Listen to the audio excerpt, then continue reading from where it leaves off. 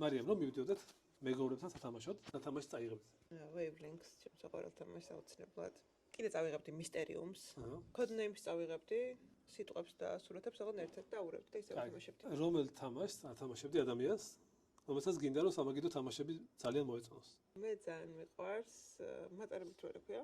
Ticket to Ride ეგ თამაში ზოგადად მოგზაურობასთან დაკავშირებული თამაშია და ძალიან კარგი მექანიკა და დინამიკა აქვს. დაფარო აქვს, დაფანო ხონდა სათამაშს რაღაცა. ფერადია, ბევრი ინტერაქციული ელემენტი არის. საუკეთესო სამაგიდო თამაში რომელია? მიუხედავად იმისა, გითამაშია თუ არ გითამაშია?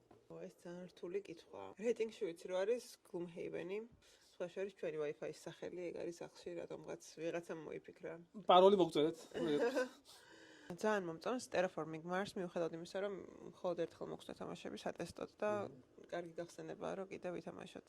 მომწონს თამაშები, სადაც სტრატეგიაც არის გაერთიანებული, ქარდების შეგროვება არის, დინამიკური არის თამაში ზოგადად.